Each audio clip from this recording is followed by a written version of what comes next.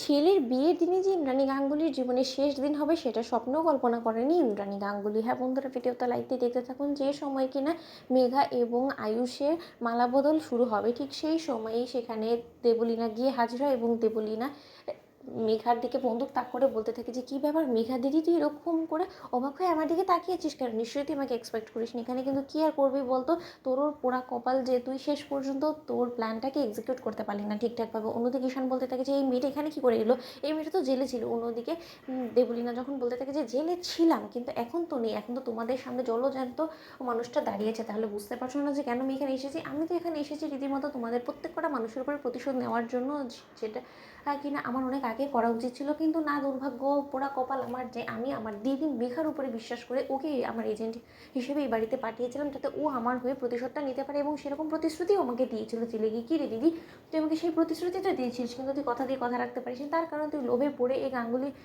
পরিবারের এই luxury life এই সমস্ত কিছু থেকে তুই লোভ সামলাতে পারিস নি। তার জন্যই তো তুই রীতিমতো ভালো মানুষের মুখোশ পরে মন জয় করে সমস্ত লোকেদের চোখকে ধুলো দিয়ে তুই এবারে বউ হওয়ার পথে সফলতা অর্জন করতে চলেছিস। কিন্তু তুই এর পেছনে তুই যখনই কিনা বুঝতে পেরেছিস যে না আমি বাধা হয়ে দাঁড়াতে পারি, তার জন্য তুই সময় সুযোগ বুঝে তোর গায়ে হলুদের দিন সকালবেলায় তুই আমাকে গুন্ডা দিয়ে তুলে নিয়ে গিয়ে জিম্মি করে রেখেছিস। কিন্তু সে করাই বালি, সেটা তো আর শেষ পর্যন্ত হলো না। এবার তুই দেখ যে তোর আজকের এই সন্ধ্যাটা কী করে আমি বিষাদের ছায়ায় পরিণত করে দিই। অন্যদিকে ইন্দ্রাণী গাঙ্গুলি বলতে থাকে যে মেঘা এই সমস্ত কথা কী বলছে বলি না। অন্যদিকে মেঘা বলতে থাকে যে মনি, তুমি আমার কথা বিশ্বাস করো, আমি কোনো মতে বুঝতে পারছি না যে এই মেয়ে কী উল্টোপাল্টা কথা বলছে। ওর সঙ্গে আমার সত্যি কোনো রকম কোনো সম্পর্ক নেই। আরে ওর সঙ্গে তো আমার আলাপই এখন এই প্রথম হলো। ঠিক সেই সময় কুসুম যখন বলতে থাকে যে সত্যিই কি আপনার সঙ্গে আলাপ এই প্রথম হলো, নাকি এর আগেও কয়েকবার দেবলীনা ম্যাডামের সঙ্গে আপনার দেখা হয়েছে?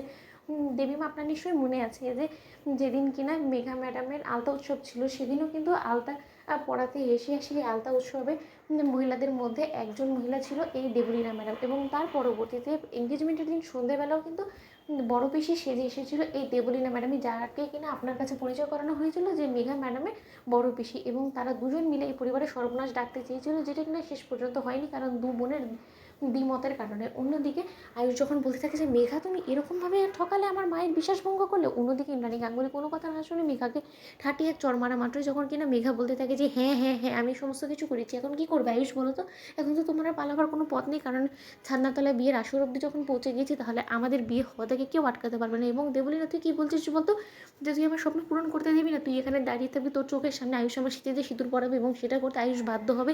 এবং তোর জন্য যে কথাগুলো আমি বলেছিলাম না যে আমি তোর হয়ে প্রতিশোধ নেওয়ার জন্য এই বাড়িতে ঢুকছি, সেই সমস্ত কিছু আমি কোনোটাই করবো না। আমি তোকে মিথ্যে কথা বলেছিলাম, এই সমস্ত কিছু দেখে আমার আর মাথা কাজ করছে না। এবার আমি সেটাই করবো। তো বন্ধুরা, লাইক এবং শেয়ার করে সাবস্ক্রাইব করতে বলো না।